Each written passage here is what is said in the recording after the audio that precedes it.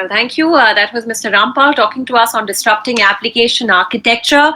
And we now move on to our next segment, another keynote address by Blackberry. And this is by Mr. John McClurg, Senior Vice President and CISO at Blackberry, who will be talking to us about prevention first and AI as a business critical advantage. Let's listen in. Good afternoon. It's good to be with you. After many years away, it's good to be back in India, if only virtually. I was thinking back to the last time almost the last time I was there. I planted a tree in Bengaluru, and I'm anxious to hear about how it's fared in the intervening time. Those have been interesting years. I'd say, in fact, let me start out with that preface. May you live in interesting times. I'd ask you, have I just cursed you or blessed you? I think growing up as a young man, I always thought that had to be a blessing. I couldn't think of anything worse than being bored. But actually, some friends recently told me that that's actually an old Chinese curse.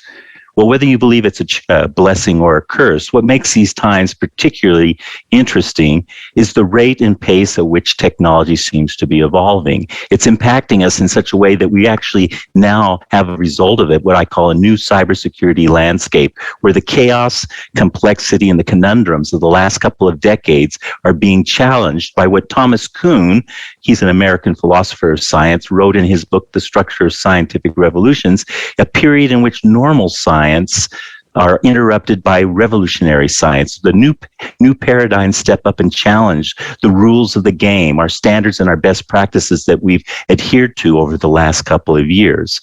Tom Friedman, I think his book made it to India. The World is Flat. It's amazing. It's an iconic work. It's been out for 10 years now. I think was one of the first writers to observe that what would characterize the time and age in which we're now living is that traditional boundaries of interest would grow ever more porous. Whether that's the distinction we draw between cyber and physical interests, domestic, international, public, private, church and state, business and security, online, offline, or even, particularly with the COVID age, the distinction we draw between work and home. And that porosity that exists between those concepts is being exacerbated by what's being called the Internet of Things, or what I like to call the Internet of Everything, because not only is it household appliance, driverless cars, cameras, but also humans. Those with Hodgkin's disease are actually connecting their brains to the Internet. And we as humans, of course, don't like to be called things. We like to be called, humans. So I call it the Internet of Everything. It includes, of course, SCADA systems that control so much of our critical infrastructures.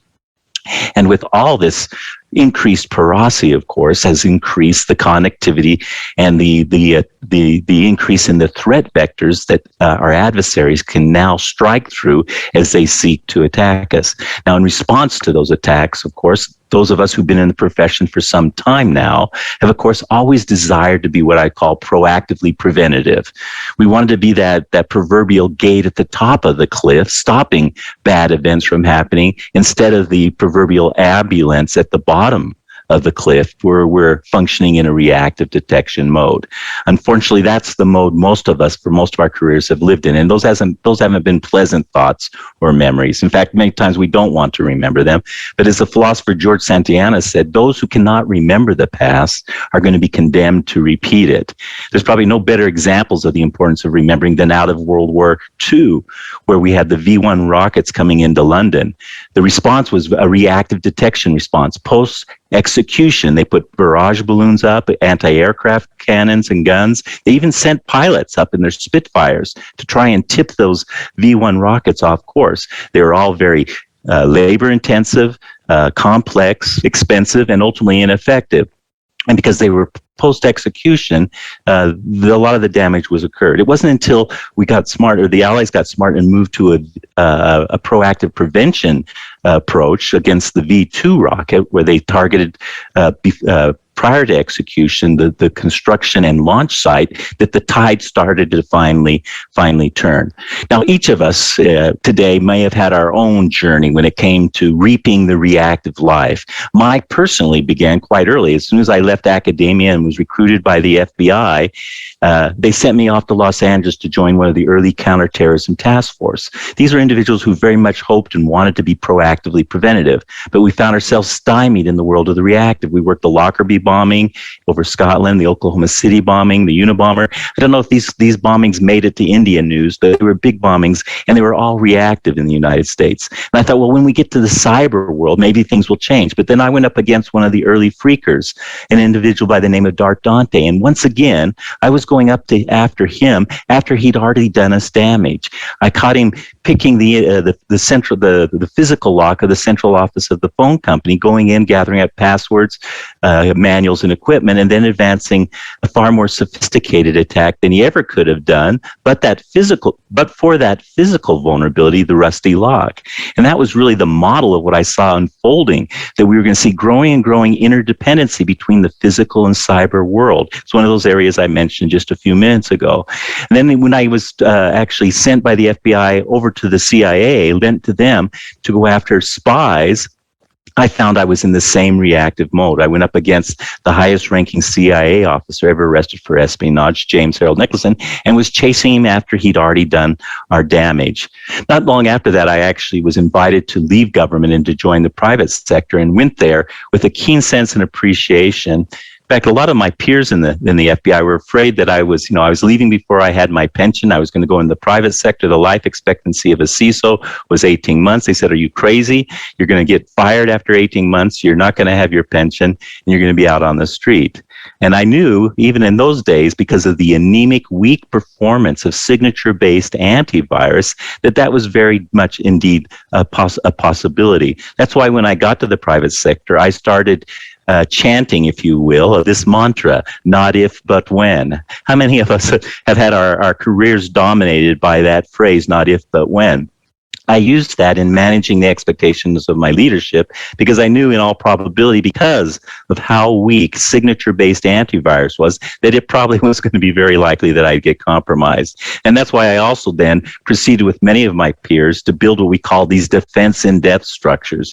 If you knew your antivirus is going to fail way up high in the kill chain, then you had to have a complex network of downstream measures to mitigate the deficiencies that you were going to have upstream. It was complex, it was costly, it was reactive, and it was post-execution. And we knew because of these weaknesses, there was a call for a new paradigm. We needed to do something different. Now, in the United States, when the Snowden affair broke, of course, that pushed the government. They said, enough is enough. We need everybody, if you want to continue to do business with the U.S. government, to develop what they called a viable trusted insider program. Now, they weren't very specific on what were the elements of a trusted insider program, but I assumed that it had to involve some sort of use and demonstration of what was emerging at the time of what we called big data analytics. AI, machine learning, and math algorithms were just starting to emerge, but we absolutely knew we had to do something better in the wake of the Snowden affair. I don't know if you've seen this picture here in India or not. It's a picture of George Washington crossing the Delaware. But there's a story told that when George was fighting the American Revolution, a member of the press came up to him and said, George, what keeps you up at night? And it wasn't his troops that were starving and freezing to death. It wasn't the Congress that was not giving him the money he needed. His answer to their question was, they're spies. They're trusted insiders who were doing him bad. And for 240 years, the U.S. has had experience with spies, and yet we still couldn't do any better than sending me into the CIA after the spy had already heard us to go after him. And it dawned on me why we were in this reactive detection versus prevention mode, and it's because it was a big data problem. We couldn't wrap our arms cognitively around the early indicators. They were too numerous, too distributed across too many different repositories for us to wrap our minds around. So it wasn't until we developed software that allows us to pull data into algorithms that could be fed from numerous repositories that we started to have a solution. And I used those algorithms at Dell when the government said we had to come up with an insider threat program, and validated that using those algorithms, using big data analytics, that I could start to get ahead of the insider threat program. And by doing that, preserved our ability to actually bid on some very valuable contracts. Overnight, security became no longer a distasteful cost of doing business, but an indispensable, inextricable aspect of advancing it. No longer just the guns, gates, guards, and geeks of yesterday, and I say geeks because I always had physical and cybersecurity. It was a duty owed by all, including the wetware. Now, the wetware in my career have been it's been the bane of my existence. Hardware and software are challenging, but wetware, if you're not familiar with that phrase, it's human beings. You know, in their brain, in their head, there's this organ, the brain. It's 76% water. It's the wetware that's been a challenge. I can tell them over and over again, don't click on unsolicited emails, but they come in with beguiling specificity. And what do? They click. I had a person who worked for me. His daughter was going to a soccer game. He was working on a project for me. He told his spouse, no, you go with the daughter. I got to stay and work. 2 hours later, they came back. She's a cute little girl, but she couldn't play at all. They came back. The house erupted into chaos. She had scored the winning goal. He felt terrible. He was a terrible father. The next Monday, he gave his project to me. He was pleased about that. He goes back to his desk, and the first message he sees is this: here's a picture of your daughter kicking the winning goal. What does he do? Because he's a guilt-ridden father, and because the bad guys know how to exploit our humanity, he clicks. And when he clicks, he launches that malware that's embedded in, even though he's a security professional. That's why, again, we get stuck with this not if, but when, because of the humanity that we carry with us. And it leaves us in these positions where we have to answer these questions. How are our critical assets identified? How well did we enclave them? How quickly did we detect the compromise? How well do we contain it, expel the adversary? And because it always seems to happen over and over again, how well did we leverage and gain new insights from this compromise? This is that not if, but when world that we've been living into. And it's given way to what I call expense in death, not a defense in death, but expense in death, because the signature-based antiviruses fell up above. It requires us then to build these elaborate detection and incident response and triage, damage mitigation, and remediation structures that are very constantly reactive. And with 90% of all breaches being tied to malware, at least that was a figure I got from Verizon a few years ago, the importance and the significance of having such a weak partner in the way of signature-based antiviruses was really brought home to bear. At Dell, we reached the end of our patience. We said, we're not going to do this anymore. No more sacrificing at least one endpoint of the computer in order to get a signature. We pulled together, as we canvassed the entire environment at the time, and there were 60 different what they called or claimed to be the new endpoint security solutions. We pulled together thousands of instances of 0-day, ran them against all those 60 contenders or companies claiming to be the next best thing when it came to antivirus. And out of that group, one little unknown startup called Cylance emerged with an amazing 99.7% conviction rate, stopping pre-execution before it had a chance to execute. And this was just unheard of. I hadn't seen any behavior performance like that. I've actually told my team, go take this in the back room, run what the Chinese had just run against us and defeated us with. And when it fails, let me know, because I think this has got to be BS. Something's going on here. It can't really work. They came back a few days later and said, John, we tested it. We know you wanted us to tell you it doesn't work, but it does. And from that moment on, my world changed. There I said, well, how does this actually work? And then basically the explanation that got given to me is that we took our mathematicians, they captured the good files, the benign files and the malignant files, extracted from them millions of attributes, applied a numeric value to those attributes, and then ported it into an algorithm that allows them to use these patterns that repeat and can be fed with more and more data as to what is the benign and what is the malignant in a predictive way that allows us this kind of prowess, 99.7%. So this was an eye-opener to me. I said, yes, the predictive power of AI machine learning is going to just help us accelerate and keep pace at the rate at which the malware and the viruses are morphing. And it provides us an opportunity to develop pre-execution a solution and a protection against what's plaguing us so badly, including ransomware. And it's more powerful than anything I've seen in the last 2 decades of my life in the industry. And though healthcare and insurance and high-frequency trading were out ahead of us in their ability to do this, we're coming along now, and we're seeing this new age, security emerging as a science. And we're taking this prowess. Blackberry actually acknowledged the strength of Cylance. John Chen, the chairman, wanted to take that prowess and apply it to the mobility space that the BlackBerry was famous for.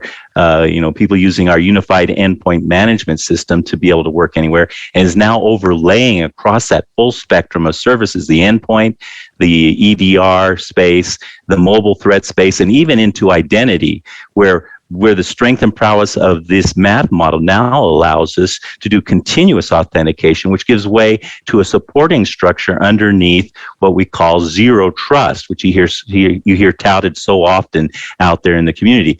I don't like the word zero trust. I like to think of it as continuous trust, and it's a trust that we're enabled to advance because of the way the AI math model can ingest the millions of attributes of what makes us each unique, and could substantiate that any moment we are who we claim to be, and not somebody who's had their identity. So it's really that foundation that allows us then to advance the zero trust perspective, and in a way that comes with zero touch as well, which is a problem we've had for so long. And the things we inflict on our customers and our employees comes with such friction that it just drives them to distraction. So it's the strength of the computer speed of AI that's allowing us to build this architecture. It gives us a predictive capability, pre-execution, that is just changing the world. It's infused new life into our world, and is allowing us to even take the threats that we've seen in the last 2 years, not to mention 2016, 17, and 18, throw it against the math model as she existed back in 2015,